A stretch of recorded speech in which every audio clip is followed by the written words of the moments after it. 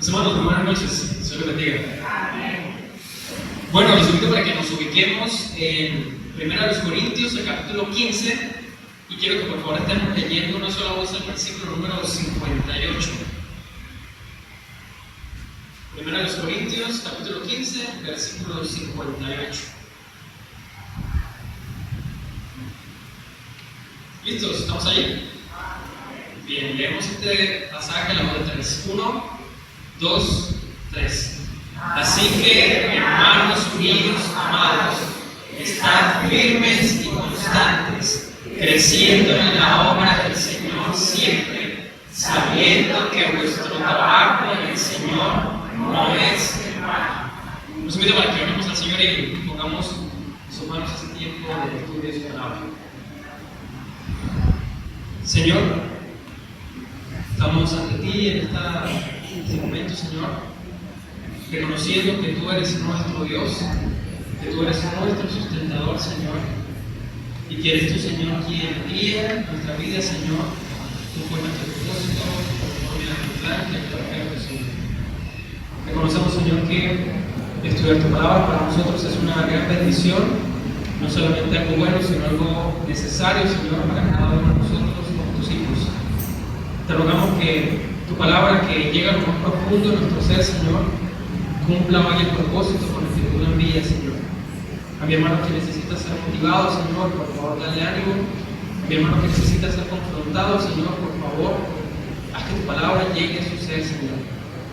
Te rogamos que no nos permitas salir de aquí, Señor, iguales de la misma manera, Señor, sino con un corazón humillado ante ti, Señor, con un corazón que te conoce más, Señor, y con todo un ser dispuesto a obedecer y poner por obra tu palabra.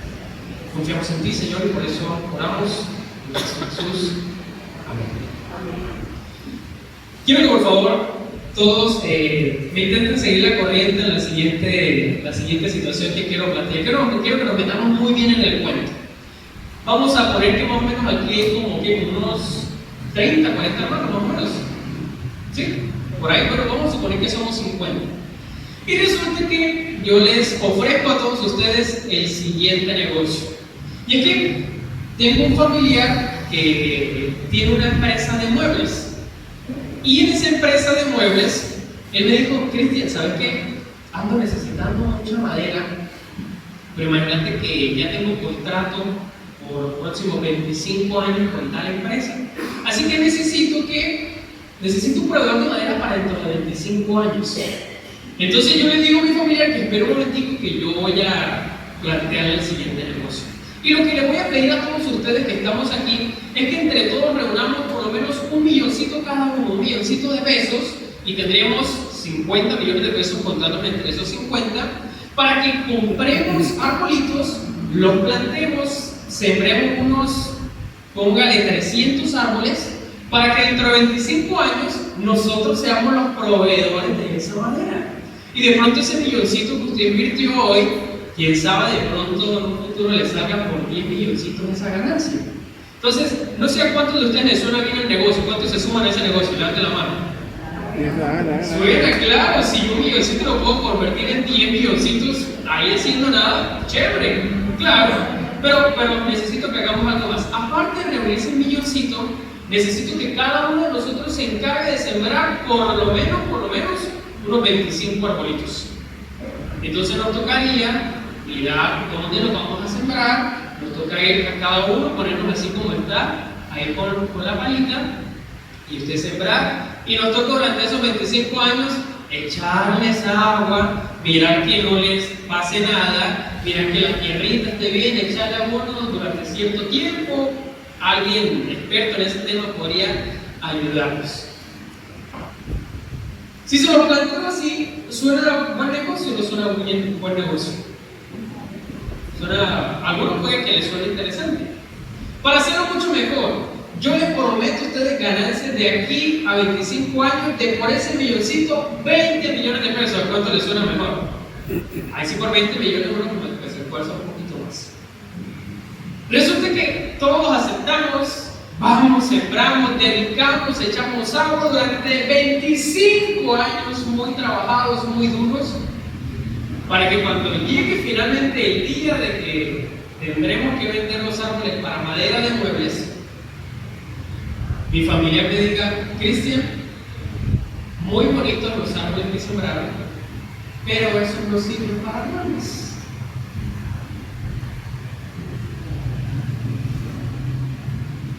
¿Con qué cara les salgo yo a ustedes?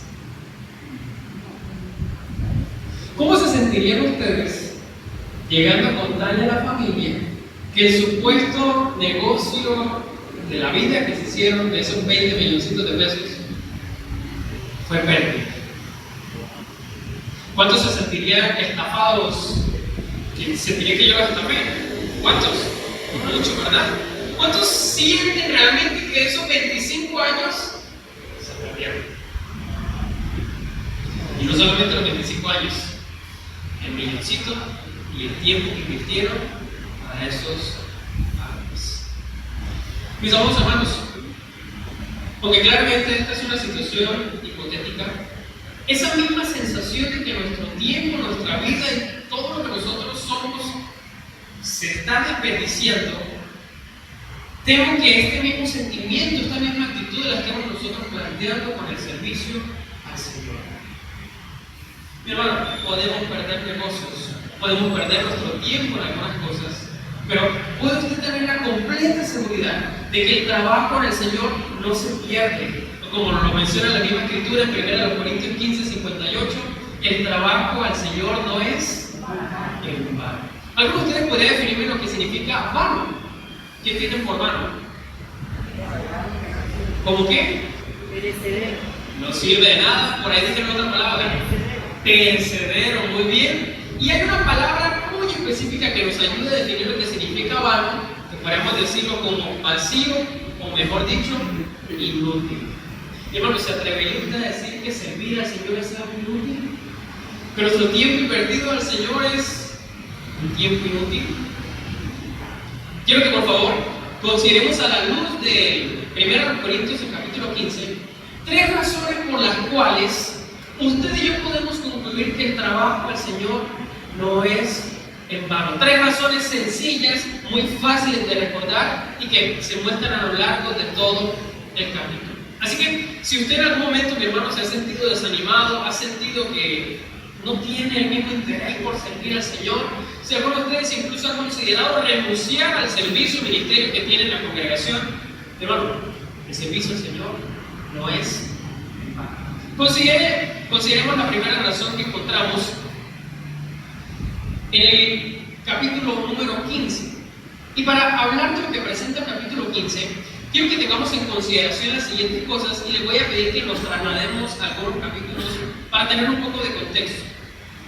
El apóstol Pablo escribe esta carta de Corintios a la iglesia que se encuentra ubicada en Corinto.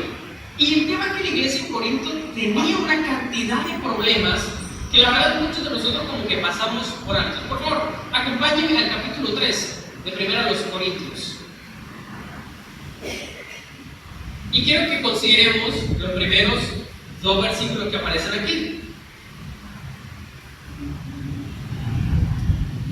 Dice de la siguiente manera: de manera que yo, hermanos, no puedo hablaros como a espirituales, sino como a carnales, como a niños en Cristo. Os dio beber leche y no vianda, porque aún no eres capaces, ni sois capaces todavía. Pregunto, ¿qué está apuntando, qué está señalando aquí el apóstol Pablo a la iglesia en Corinto? Su inmadurez. Es decir, que la carta dirigida a esta iglesia es una congregación ¿cómo? Inmadura. Y miremos cómo sí se comprueba que eran inmaduras. Versículo 3 dice: porque sois carnales, pues habiendo entre vosotros ¿qué cosa? Listo, hay cero. Mis hermanos, No me respondan en voz alta ni levanten la mano. Pero pregunto, ¿entre nosotros hay celos aquí en la congregación? Siguiente pecado, ¿hay contiendas aquí en la congregación? ¿Hay divisiones, disensiones entre nosotros? El versículo 4 nos muestra que la iglesia no solamente era inmadura, sino que la iglesia se encontraba dividida. Cuando dice, yo ciertamente soy de Pablo, y el otro, yo soy de Apolos, no sois carnales. Es decir, algunos preferían a tal predicador por las razones que tuviesen, y otros preferían al otro predicador. Este predicador echa chistes. No, a mí me gusta este predicador porque este predicador no nos deja dormir en el culto. A mí me gusta tal expositor o tal otro, y no estoy dispuesto a escuchar al otro porque prefiero a este. En la iglesia, mis amados hermanos, había terribles pecados sexuales también. Cuando se presenta entonces también en 1 Corintios, el capítulo 5, el versículo 1, que dice lo siguiente: de cierto se oye que hay entre vosotros fornicación, y tal fornicación cual ni aún se nombra entre los gentiles, tanto que alguno tiene, ¿qué cosa? La mujer de su padre. Imagínense semejante pecado, y ese pecado se encontraba aquí en la congregación. De manera que debemos decir que la carta dirigida a esta congregación tiene como propósito señalar todos esos pecados de la congregación, pero también señalar algo importante: que a pesar de que hubiesen todos estos pecados, no debían parar de servir al Señor.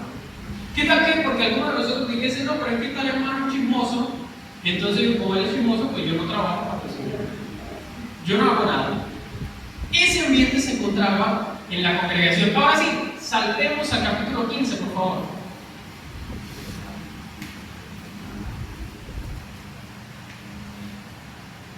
Y damos de esta manera con la primera razón para afirmar que el servicio al Señor no es en vano. El servicio al Señor, mis amados hermanos, no es en vano por el cumplimiento de la resurrección de Cristo Jesús. Los primeros 11 versículos van a presentarnos entonces un resumen de lo que es el Evangelio en voz del apóstol Pablo. Dice lo siguiente, el versículo 3: porque primeramente os he enseñado lo que asimismo recibí. Lea conmigo las siguientes frases. ¿Qué dice? Que Cristo murió por nuestros pecados, conforme a las Escrituras. Muy bien. Y que fue sepultado, ¿y qué más? Resucitó al tercer día, conforme a las Escrituras. Y aquí afirmamos lo siguiente: ¿por qué el servicio al Señor no es en vano, o debemos pensar que no es inútil, debido al cumplimiento de la resurrección de Cristo Jesús? Considere conmigo lo siguiente. Primero, ¿cómo nos encontramos todos, mis amados hermanos, espiritualmente, según lo que presenta la Escritura? Muertos en delitos y pecados. De manera que si alguien se encuentra muerto, pregunto, ¿qué puede hacer un muerto? ¿Qué es lo que más quiere un muerto? Nada. ¿Por qué no? Porque está muerto. El que se encuentra muerto, algunos dicen quiere vivir. Mentira, el muerto no quiere vivir porque está muerto. De manera que si consideramos la situación del ser humano que no ha creído en el Señor, su condición es de muerte, es inútil para el Señor en ese sentido. De manera que lo que necesita el ser humano para poder servir al Señor, para poder trabajar para el Señor, es vida. Y tal y como lo presenta la Escritura, esa vida se encuentra ¿en quién? En Cristo Jesús. Pero sabe que para que nosotros recibamos la vida de Cristo Jesús, para que tengamos esa vida eterna, Jesús debía morir en la cruz. Jesús debía hacerse hombre, padecer como nosotros, pasar por la cruenta cruz, soportar sobre sus hombros todo el peso y pecado de la humanidad, soportar la infinita ira de Dios, ser enterrado, sepultado, para ser más exactos, y posteriormente resucitar. ¿Qué hubiese ocurrido si Cristo Jesús no resucita? A pesar de haber muerto, haberse encarnado, cumplir todas esas profecías, ¿qué hubiese ocurrido si Jesús no resucita? ¿Tendríamos nosotros hoy salvación? No la tendríamos. Porque si nuestro Salvador ni siquiera pudo vencer a la muerte, sería de nosotros? ¿Dónde nos encontraríamos cada uno de nosotros, mis amados hermanos? Así que considere lo siguiente. Dice el versículo 4 al final: y que fue sepultado y que resucitó al tercer día conforme a qué cosa? A las Escrituras. Mis hermanos, ¿cuántos creen que la Escritura es realmente la palabra del Señor? Pregunto, ¿el Señor miente? ¿Dios se equivoca? ¿Se ha escachado de pronto por allí, como decimos? De manera que si la Escritura planteaba que Jesús resucitaría para darnos vida eterna, lo más cierto es que Cristo realmente resucitó. Hoy por hoy, el mundo intenta desestimar la resurrección de Cristo Jesús, porque desestimando la resurrección de Cristo Jesús, ¿sabe qué ocurre con el Evangelio? ¿Sabe qué ocurre con nosotros como cristianos? Nuestra forma de vivir no cobra ningún tipo de sentido. Así que el apóstol Pablo se encarga de demostrar razones por las que se confirman que Cristo Jesús sí resucitó.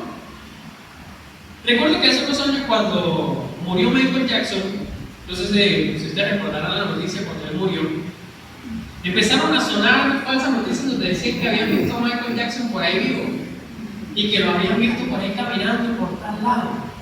Pero lo cierto es que había un cuerpo y una tumba de Michael Jackson que confirmaba qué cosa, que él definitivamente estaba muerto.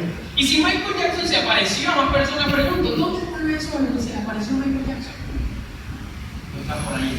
Versículo 5, 1 Corintios 15, de lo siguiente: y apareció Pedro, Cefas en este caso, y después a los 12.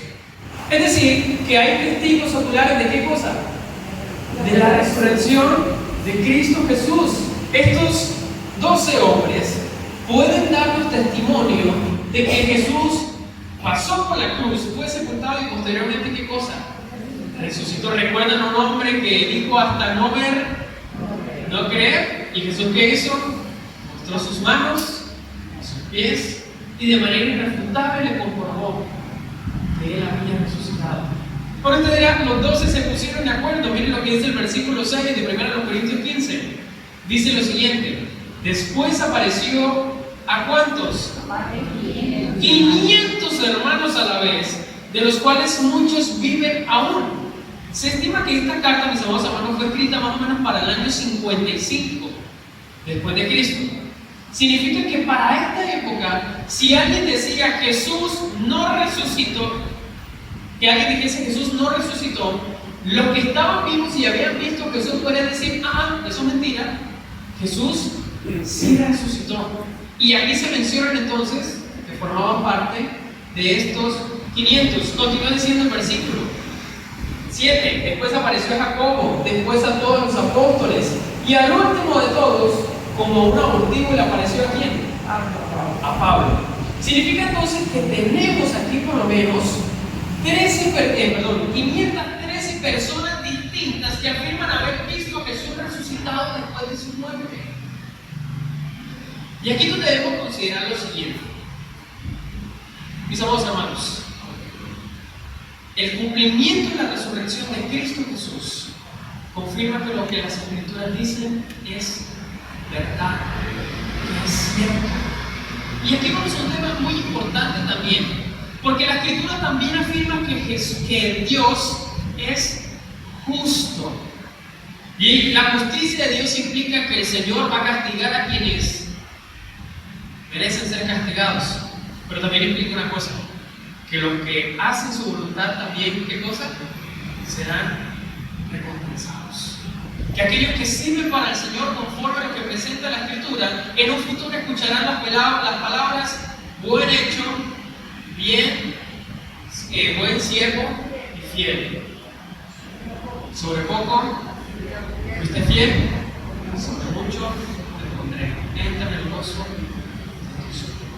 Si esto es así, confirma que lo que nos presenta la Escritura en Proverbios, cuando dice que la recompensa del temor de Jehová es el alta estima, riquezas y honra, implica esto entonces que hay promesas especiales para aquellos que están dispuestos a servir, trabajar conforme a lo que el Señor presenta. Mis amados hermanos, ¿usted estaría dispuesto a servir por una razón que no tiene ningún tipo de sentido? Claro que no. Si recordamos, ¿cuál era la motivación para que todos ustedes trabajaran conmigo en esos arbolitos? ¿Cuál era la motivación? La recompensa al final de la plática. Si yo les hubiese dicho que los próximos 25 años se ganaban solo 100,000 pesitos, ninguno de ustedes hubiese ido. Pero la expectativa del cumplimiento de esa promesa es la gran motivación que había en ese momento. Mis hermanos, debe motivarnos a nosotros la resurrección de Cristo Jesús en servirle a Él. Considere conmigo lo que dice el Salmo 1 Corintios 15, 58. Dice lo siguiente: así que, hermanos míos amados, ¿qué cosa? Estad firmes y constantes. Pero aquí debemos considerar por qué les dice que estén firmes y constantes. ¿Cuáles son las dos primeras palabras del versículo 58? Así que esto indica que hay algo atrás que justifica todo lo que estamos diciendo. Y si planteamos entonces, desde el inicio del capítulo, la primera razón que aparece es la resurrección de Cristo Jesús. Ahora, considere conmigo las dos palabras que aparecen allí, estando como estad firmes y constantes. Quiero que miremos la siguiente imagen que aparece allí en pantalla.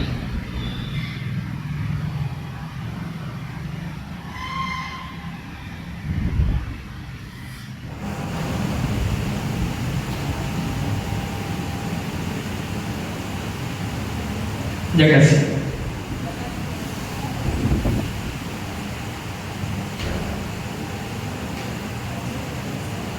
Esa es. Por favor, ¿podrían describirme la imagen que ven allí? ¿Un tronco cómo? Bueno. ¿Se imagina usted tener un árbol de estos grandísimos en el patio de su casa? Usted dice, voy a hacer una casa del árbol que aparece allí. Y cuando usted va a empezar a construir, se da cuenta que el tronco está así. ¿Cuántos de ustedes construirían una casa sobre ese árbol? ¿Con un tronco así? Ninguno, ¿verdad? Resulta que las palabras que aparecen allí en el Salmo 7, 1 Corintios 15, 58, como está firmes, es la palabra que indica algo que no puede moverse, que no va a cambiar de lugar, que se va a mantener firme, pero porque hay una firmeza desde el interior.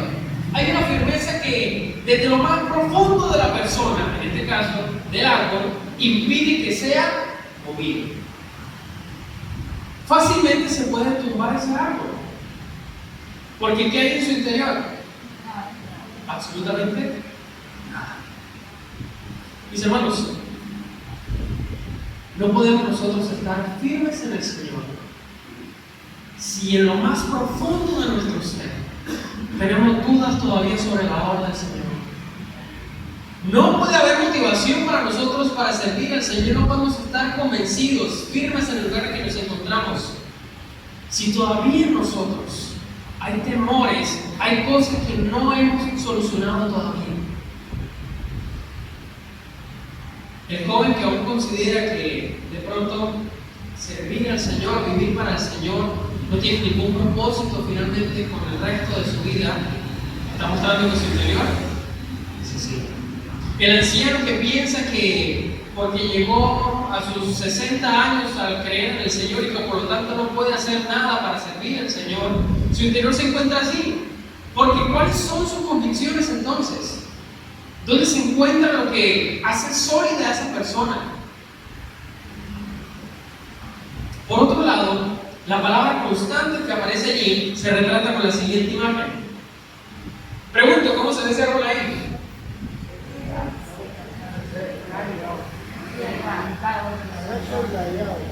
¿Cómo ven ese árbol? ¿Derechito o cómo? Está torcido, ¿verdad? ¿Sabe por qué se encuentra torcido ese árbol? Muy bien, por la brisa. Porque hay tanta brisa que miren ya cómo tiene torcido ese árbol. El tema es que el interior de ese árbol está rellenito. En este caso, lo que está provocando el movimiento de ese árbol, ¿está por dentro o está por fuera del árbol? Por fuera.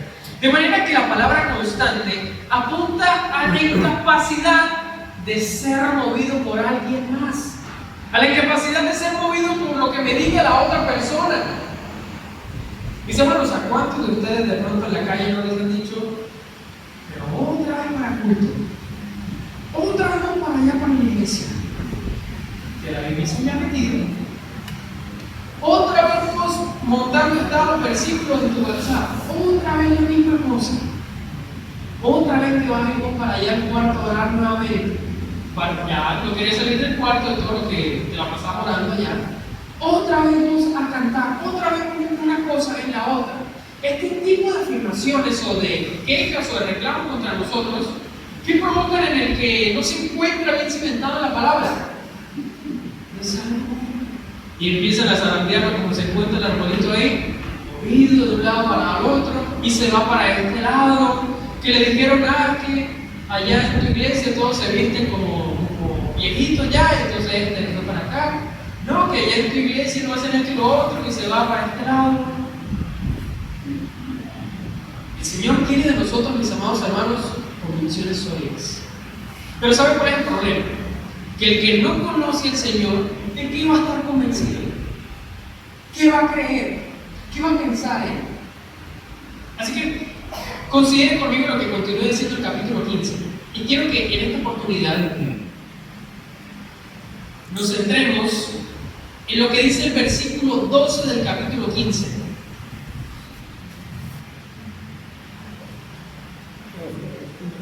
¿Listo? ¿Estamos allí? Dice lo siguiente, luego de 3. 1, 2, 3. Pero si se predica de Cristo, que resucitó de los muertos, ¿cómo dicen algunos entre vosotros que no hay resurrección de muertos? Miren lo que se está planteando aquí. Básicamente todo el evangelio se sustenta en que Cristo resucitó. Pero si alguien nos demostrara que Jesús no resucitó, ¿qué pensaríamos nosotros? ¿Qué diríamos nosotros? ¿Cómo dicen algunos entre vosotros que no hay resurrección de muertos? A lo segundo, lo que apuntamos aquí es que el cumplimiento de la resurrección del creyente es una razón más por la cual nosotros podemos servir al Señor y debemos sentirnos motivados a hacerlo y considerar que no es en vano. Pregunto, mis hermanos, ¿los perros van al cielo? ¿Qué dice la Escritura? ¿Que sí o que no? ¿Qué dice? ¿Que sí van al cielo o que no? Ay, o sea que a Fifu que tenía en la casa 40 años con Fifu en la casa, si yo llegaba y Fifu me movía el rabito y me pedía comida cuando yo me sentaba a comer, ¿no voy a ver a Fifu en el cielo? Pues lo cierto es que si nuestra vida fuese como la de los animales, que cuando llega la muerte no hay más para nosotros, en cierto sentido servir al Señor sería inútil. ¿Por qué? Consideremos lo siguiente. Mi hermano, ¿el apóstol Pablo sirvió al Señor, sí o no? ¿Tuvo riqueza el apóstol Pablo? ¿Vivió en mansiones el apóstol Pablo? No. ¿Fue llevado al apóstol Pablo a las grandes tarimas para ser aplaudido por toda la multitud? No. ¿El apóstol Pablo podía irse de vacaciones a Santa Marta cada vez que él quería? No. Entonces, la vida del apóstol Pablo y los demás discípulos, la verdad fue una desgracia completa. El apóstol Pablo decapitado, por tradición se dice que Pedro fue crucificado al revés, los demás apóstoles también fueron martirizados. ¿Cuál fue entonces el objetivo de ellos en servir? ¿Qué ganaron? ¿Qué llevaron para ellos? Así que mi hermano Wilmar de pronto, no sé, vamos a pensar que el Señor no lo hubiese llamado y tuviese otra labor, otra profesión. ¿Quién sabe? De pronto el hermano Wilmar estaría en su casita de 3 pisos. Pero a lo que se apunta acá es que la resurrección del creyente, nuestra resurrección, justifica todo el trabajo y el sufrimiento de esta vida. Porque posteriormente, ¿qué cosa? Seremos compensados. Porque tal y como lo dijo el apóstol Pablo, está guardada corona justicia. Mis hermanos, si la resurrección de Cristo es real, implica que el ser humano puede resucitar, y eso implica, ¿sabe qué cosa? Que usted y yo lo haremos en algún Muy bien. Considere conmigo lo que continúan diciendo los siguientes versículos. Pero si no hay resurrección de muertos, tampoco Cristo resucitó. Y si Cristo no resucitó, vana. Un momentico, ¿qué habíamos dicho que significaba vana o vano? Inútil, inservible, vacío. Por lo tanto, ¿predicar al Señor es servir al Señor? ¿Sí o no? ¿Predicar al Señor es trabajar para el Señor? Significa entonces que para nuestra predicación, entonces es inútil nuestra predicación. Mis hermanos, si Jesús no resucitó y nosotros tampoco podremos resucitar, significa que todos aquí saben qué cosa, estamos perdiendo el tiempo. Significa que yo perdí mi tiempo estudiando este tema. Y significa que todos hemos perdido todos los domingos que hemos dedicado acá. Que los misioneros que han venido han perdido su tiempo. Pero lo cierto es que continúa lo siguiente. Y somos hallados falsos testigos de Dios porque hemos testificado de Dios que Él resucitó a Cristo, al cual el apóstol Pablo intenta mostrar que no resucitó, si en verdad los muertos no resucitan. Porque si los muertos no resucitan, tampoco Cristo resucitó. Y si Cristo no resucitó, vuestra fe es ¿qué cosa? Vana. ¿Y qué significa vana? Inútil. Mis hermanos, nuestras convicciones no tienen sentido entonces. Si Cristo y nosotros no resucitaremos, aún estáis en vuestros pecados. Mis hermanos, el cumplimiento de la resurrección del creyente implica y da por sentado que nuestro trabajo para el Señor no es inútil, no es en vano. Mi hermano, si usted se trasnocha orando por aquellos de su congregación, mi hermano, su trabajo, su servicio al Señor es muy útil. Mi hermano, el tiempo que usted dedica a estudiar la palabra del Señor es de mucha utilidad. El tiempo que usted dedica a salir a evangelizar, el tiempo que usted dedica a cantar en su casa, el tiempo que usted dedica para aconsejar, para animar, para exhortar al hermano, para corregirlo, mi hermano, es de mucha utilidad. Usted se encuentra edificando la iglesia del Señor, nada más y nada menos que las cosas de nuestro Señor. Nuestra resurrección futura indica que nuestro servicio al Señor no es en vano. Quiero que por favor miremos la siguiente imagen que aparece ahí. Y mientras la imagen aparece, quiero que tengamos en consideración otras cosas que hemos mencionado anteriormente. ¿Cuáles son las razones que implican que nuestro servicio al Señor no es en vano? El cumplimiento de la resurrección de Cristo Jesús, el cumplimiento de la resurrección del creyente y finalmente el cumplimiento de las promesas hechas por Dios. Consideremos lo que continúa diciendo 1 Corintios 15, versículo 58. Dice lo siguiente: así que, hermanos míos amados, estad firmes y constantes. ¿Recuerdan cuál era la primera imagen que apareció en pantalla? ¿Cómo era? ¿De qué tamaño era ese arbolito?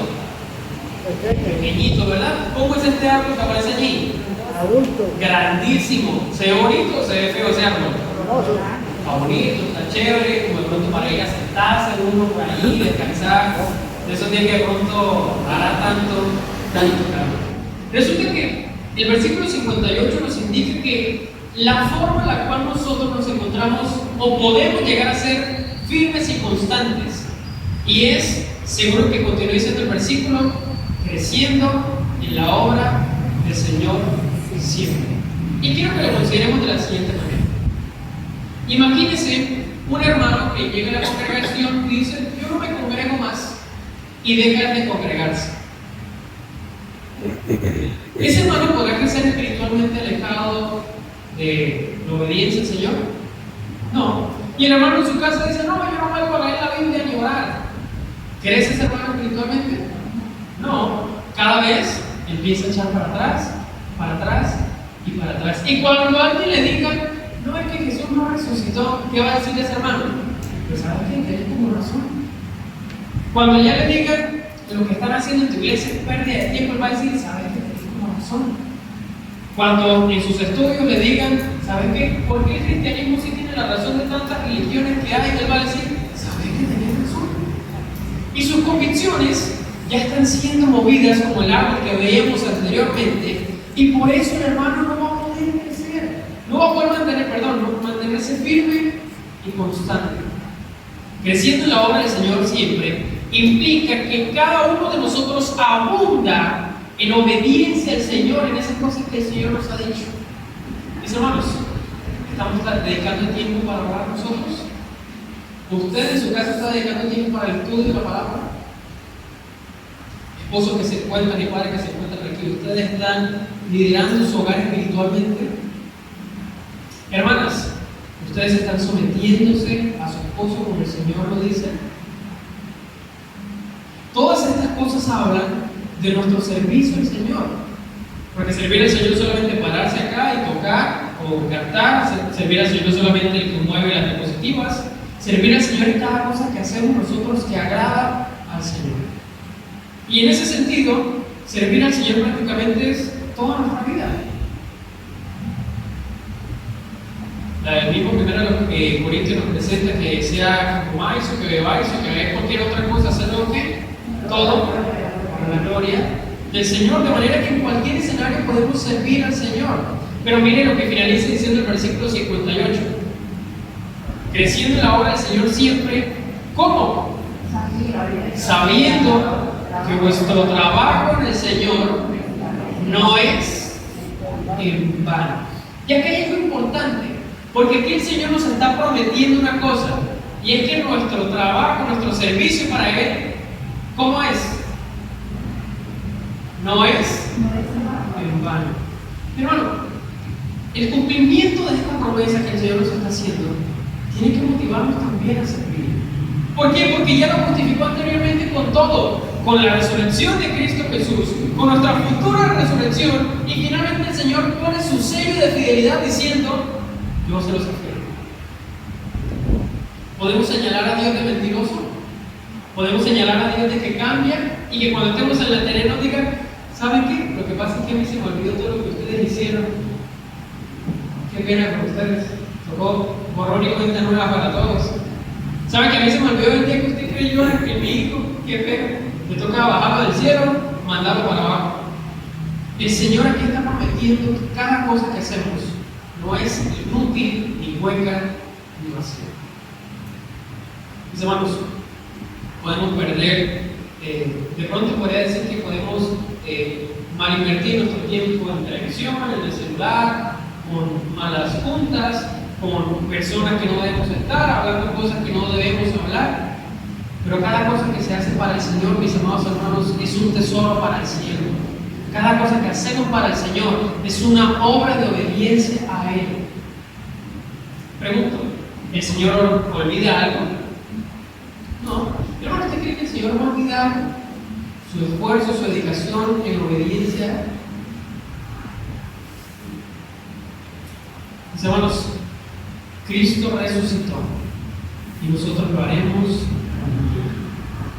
Y cuando estemos delante del Señor, delante de Cristo Jesús, y nuestras vidas, nuestras obras sean consideradas por el juicio justo del Señor, espero, mis amados hermanos, que podamos estar ante el Señor, y no digo que podamos hacerlo literalmente, pero podamos estar ante el Señor tranquilos, en el sentido de que dimos todo lo que el Señor nos dio, de que nos esforzamos al máximo como debíamos hacerlo, que trabajamos hasta el cansancio.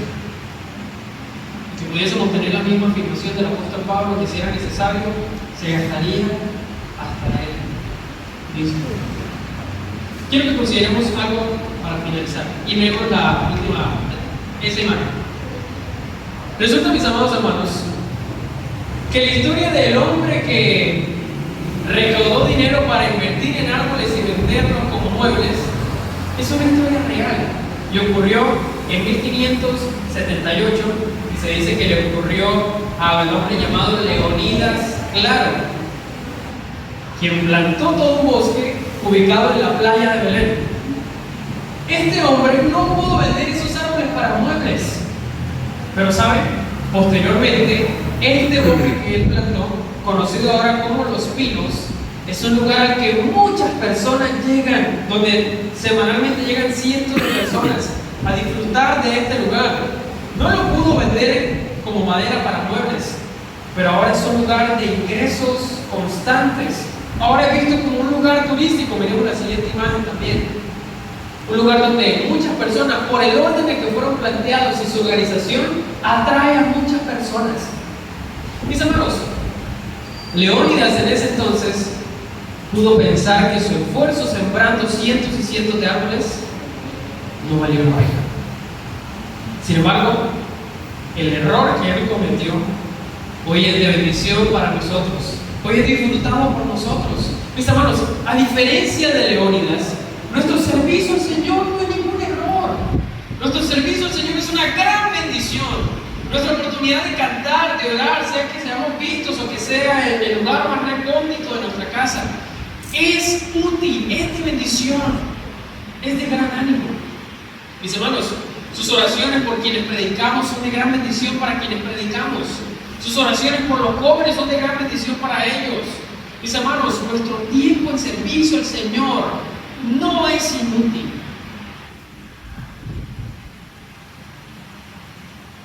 En la medida que más estudiemos la palabra, ¿sabe qué cosa?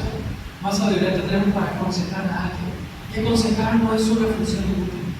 Entre más nos dediquemos nosotros a la oración, más humildes serán nuestros corazones. Y sabe que ser humilde no es para nada algo inútil, hermano. Si lo consideramos, cada servicio y trabajo para el Señor trae no solamente una bendición para el futuro, sino también una bendición inmediata para usted y para cada uno de los que estamos y formamos parte de la congregación.